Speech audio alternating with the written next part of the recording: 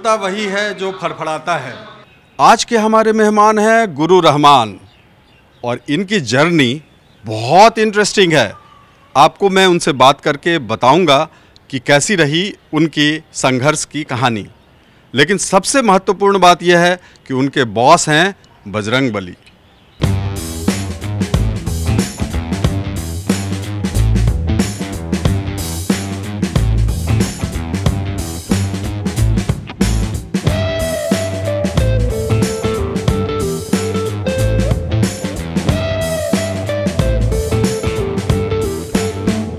और आज मैं आपको बताने में गौरवान्वित महसूस कर रहा हूं कि आज 10-10 आईपीएस मेरा चरण छूते हैं, 8-8 आईएएस मेरा चरण छूते हैं, हजारों दरोगा चरण छूते हैं, 167 डीएसपी मेरा चरण छूते हैं। तो मुझे गर्व है। प्यारो हुआ तो भारत पाकिस्तान वाला हो गया। मतलब यानी कि मैं मुसलमान था और बीबी मेरी हिंदू थी।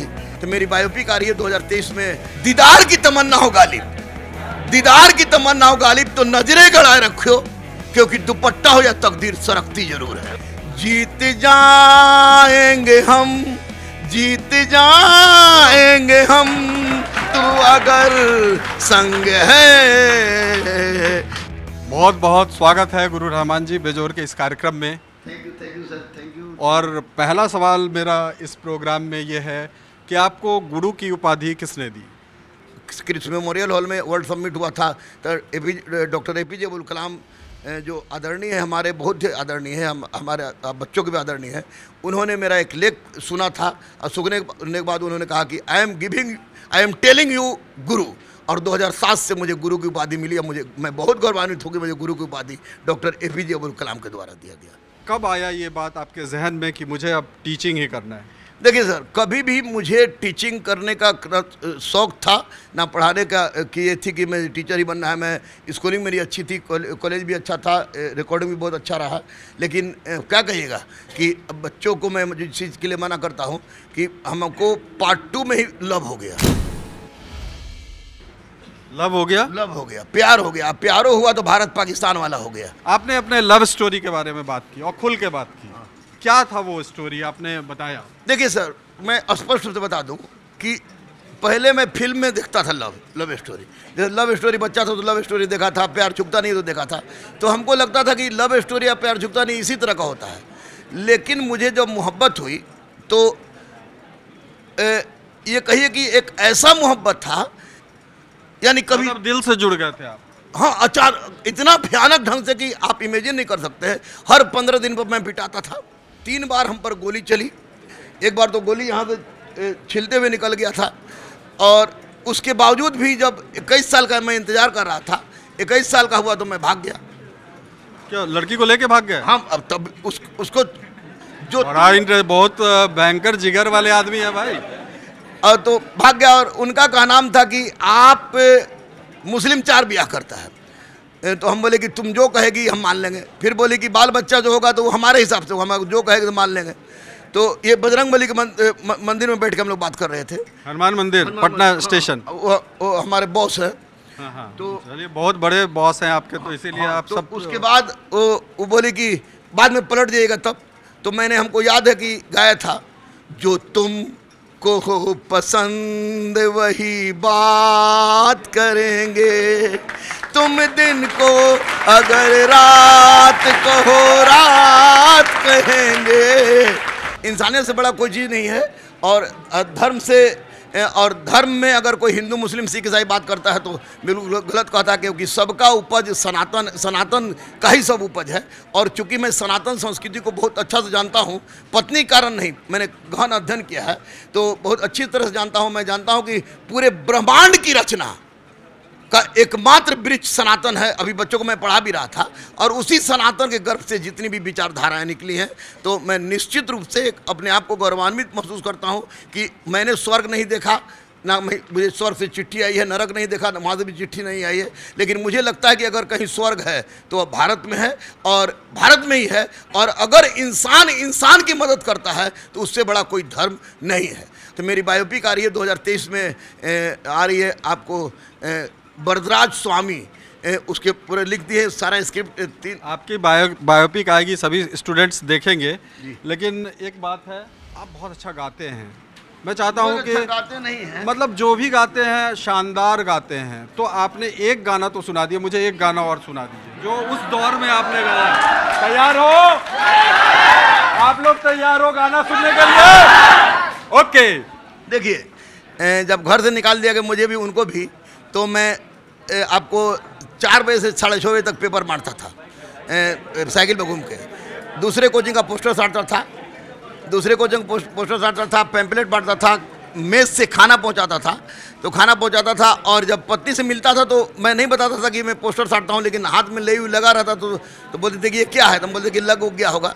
पत्नी भी समझती भी होगी। उनको क्या पता था कि आप क्या करने वाले हैं फ्यूचर में? क्योंकि बिना लड़की अगर आपसे शादी कर रही है तो आपके फ्यूचर को पहले देखेगी। तो आप क्या करने वाले हैं, या सिर्फ पर्सनालिटी पे उन्होंने विश्वास किया? ये मैं आपको बता दूं कि अगर लड़की यह सोच के किसी से मोहब्बत करती है कि यह IAS बनेगा, या लड़का यह सोच के मोहब्बत करता है किसी से कि यह बहुत बड़े परिवार की है, तो उसको किसी भी परिस्थिति में मोहब्बत की संज्ञा देना या मोहब्बत के साथ अत्याचार होगा कहना होगा। क्योंकि मेरी पत्नी और हम लोग हमेशा गुनगुनाते थे, जीत जाएंगे हम तू अगर संग है, जिंदगी हर कदम एक नई जंग है। ये गाना अक्सर मैं अपनी पत्नी के साथ गुनगुनाता था, वो भी गुनगुना के हमको प्रेरित करती थी, और उसका नतीजा है कि आज मैं यहाँ हूँ और आप हमसे पूछ रहे हैं। कोई भी छोटा मुद्दा, चाहे आप शादी करना चाहते थे, प्यार मोहब्बत हुआ, उसको अंजाम तक पहुंचाना।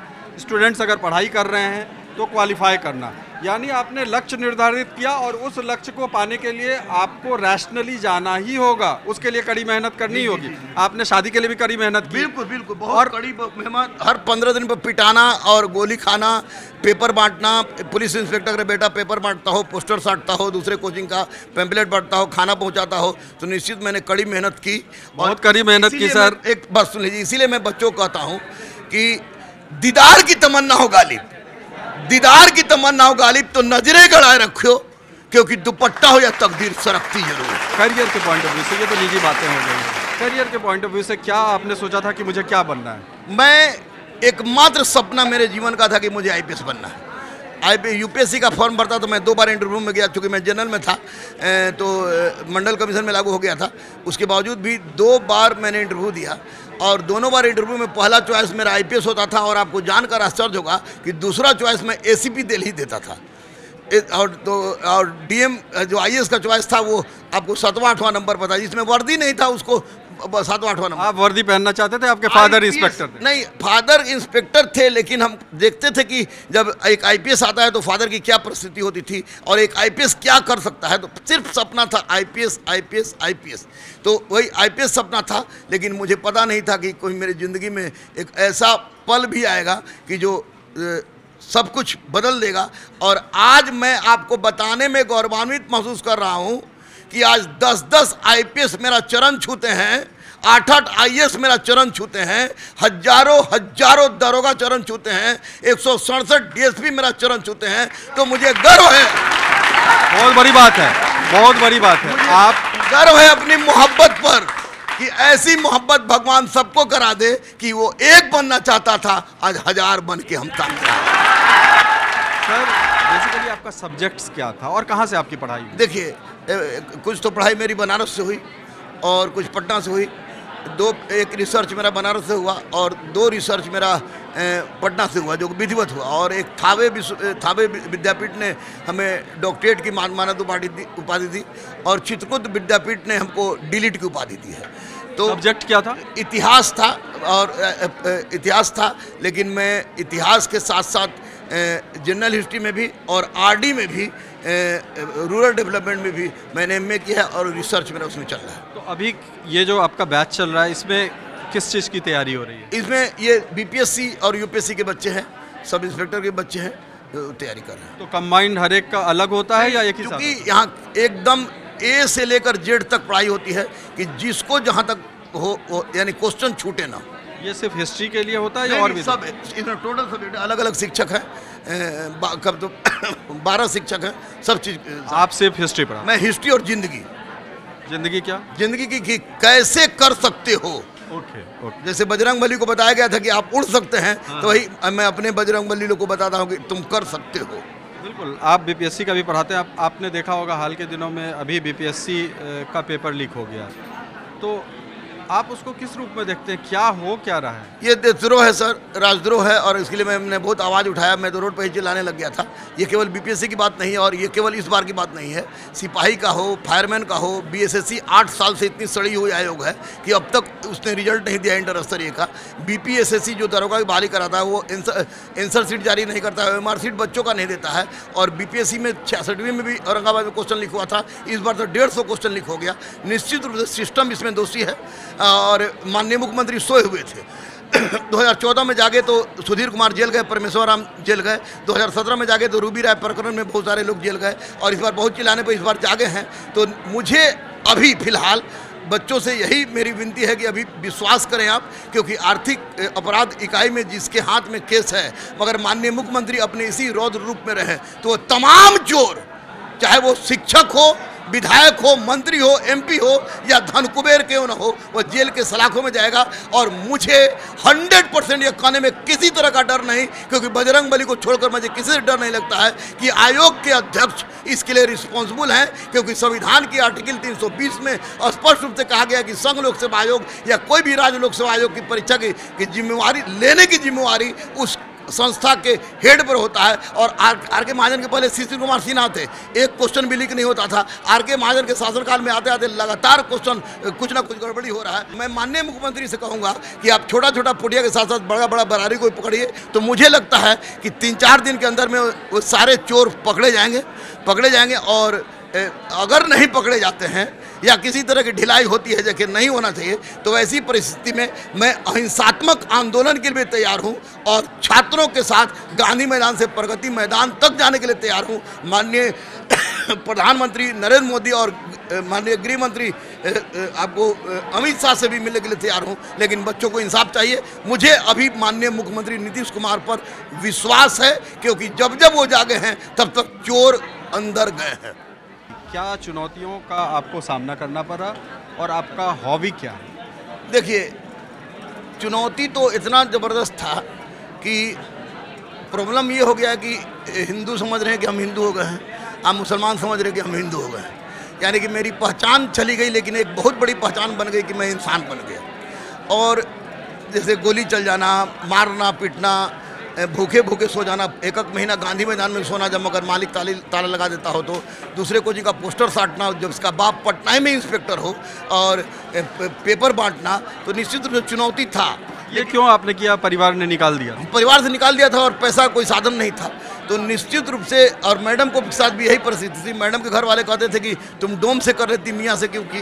तो निश्चित रूप से हम लोग दोनों बिल्कुल त्राहिमाम की अवस्था में थे।